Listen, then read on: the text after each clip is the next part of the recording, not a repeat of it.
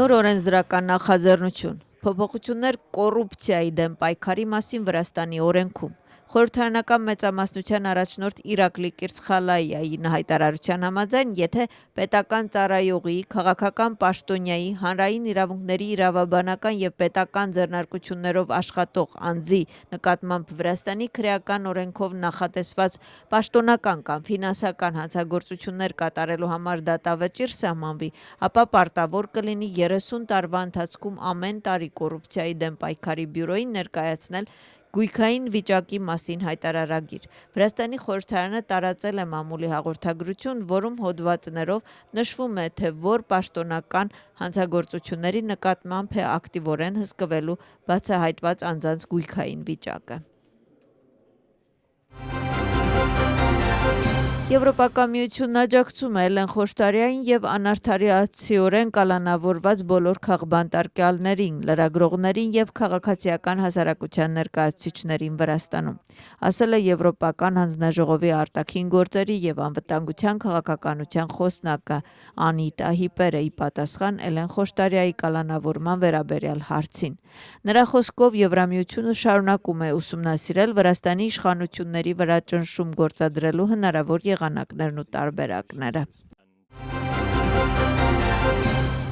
Տեղական ինքնակառավարման մարմինների ընտրությունների անցկացմանը մնացել է 3 շաբաթից էլ պակաս ժամանակ։ Կառավարությունը եւ ընդդիմության մի մասը զբաղված են նախապատրաստական աշխատանքներով, մինչդեռ ընդդիմության մյուս մասը ազգային շարժումի եւ Ռուսթավի Պողոտայի առաջնորդները հայտարարում են հոկտեմբերի 4-ին լայնածավալ հանրահավաքի մասին եւ խոսում խաղաղ հեղափոխության մասին։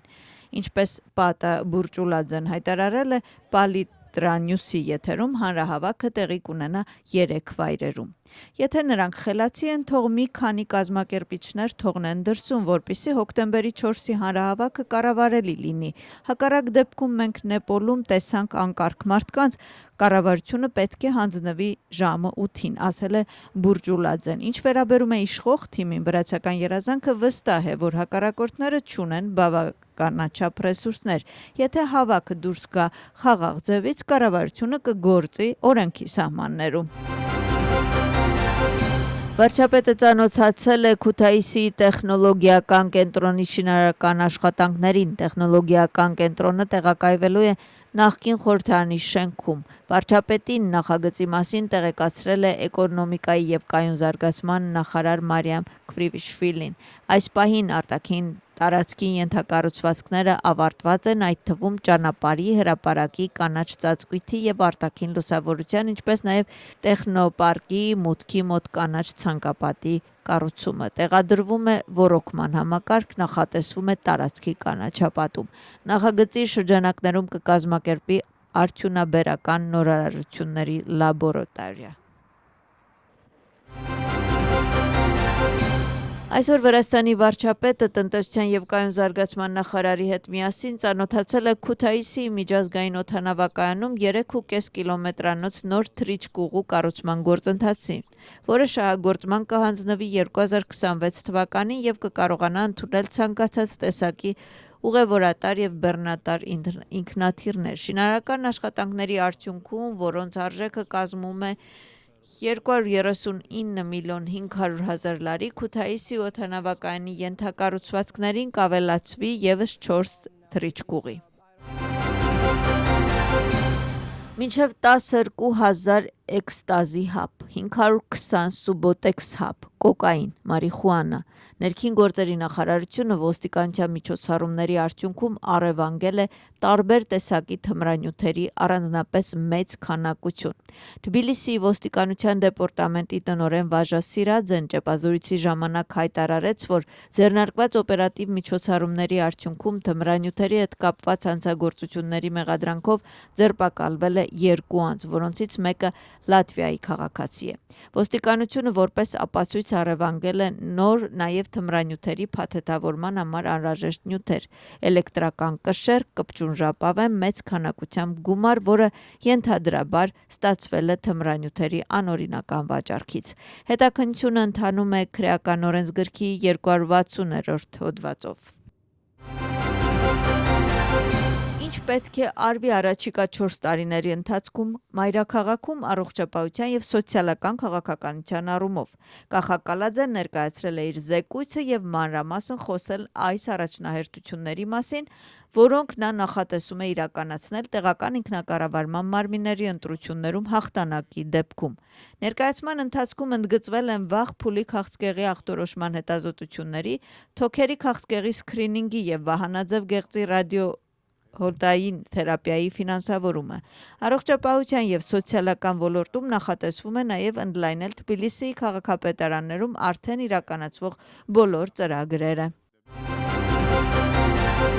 Հզոր Վրաստան կուսակցության առաջնորդներ Ալեկո Էլիսաշվիլին եւ Վատո Սուրգուլաձեն նամակով դիմել են արտաքին գործերի նախարարությանը, ինչպես նրանք նշել են նախարարության հետ կայացած ճեպազրույցի ժամանակ, Ռուսաստանի կողմից հետախուզվող եւ Ուկրաինային որպես կամավոր կռվող Վրաստանի քաղաքացի Գյորգի Կինոյան հատել է Հայաստանի սահմանը եւ այժմ գտնվում է կալանքի տակ։ Ընդդիմության առաջնորդները պահանջում են Վրաստանի արտաքին գործերի նախարարությունից բացատրություն այն մասին, թե ինչ քայլեր է ձեռնարկում գործակալությունը վերջինիս Ռուսաստան արտահանձումը կանխելու համար։ Էլիսաշվիլին եւ Սուրգուլաձեն նաեւ խոսել են Ուկրաինայում գերի վերցված վրացի մարտիկների պաշտպանության մեխանիզմների անհրաժեշտության մասին։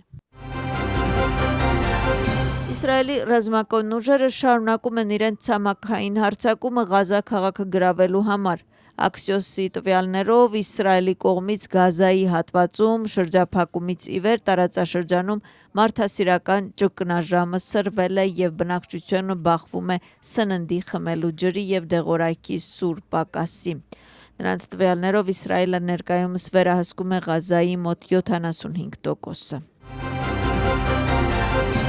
Ուկրաինայի նախագահ Վոլոդիմիր Զելենսկին հայտարարում է, որ ինքը պատրաստ է հանդիպել նախագահ Դոնալդ Թրամփի եւ Պուտինի հետ առանց որևէ պայմանի։ Զելենսկին Sky News-ին տված հարցազրույցում կրկին նշել է, որ պատրաստ է եռակողմ հանդիպման, բայց ոչ Մոսկվայում։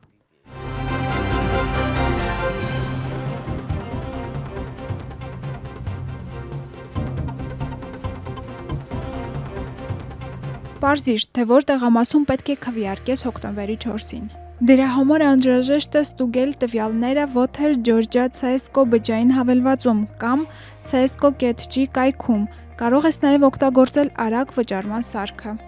Ժամանակին ստուգիր տվյալները եւ օգտագործիր քարտեզը, տեսնելու համար, թե որտեղ է գտնվում քո ընտրատեղամասը։ Նկատի ունեցիր, ընտրողների ցուցակում փոփոխություններ կատարելու դիմումը հնարավոր է ներկայացնել մինչև սեպտեմբերի 16-ը։ ԿԸՀ ընտրությունները ընդհանուր գործ է։ 2025 թվականի հոկտեմբերի 4-ի տեղական ինքնակառավարման մարմինների ընտրությունների համար ընտրական վարչությունը էթնիկ փոքրամասնություններ ներկայացնող ընտրողներին առաջարկում է տարբեր ծառայություններ ադրբեջաներեն եւ հայերեն լեզուներով ընտրություններին հավասար մասնակցելու համար։ Ընտրողների միասնական ցուցակի տվյալները կարող եք ստուգել ԿԸՀ վեբկայքում։ Թարգմանված է քվեարկությանը մասնակցելու համար։ Ընտրողների միասնական ցուցակ։ Ընտրական քվեաթերթիկը եւ դրա լրացման կարգը։ Քվեարկությանը մասնակցության պաստառ։ Ընտրությունների համար կարող եք կապ հաստատել մեզ հետ կապի կենտրոնի համարին 251 0051։ ԿԸՀ ընտրությունները ընդհանուր գործ են։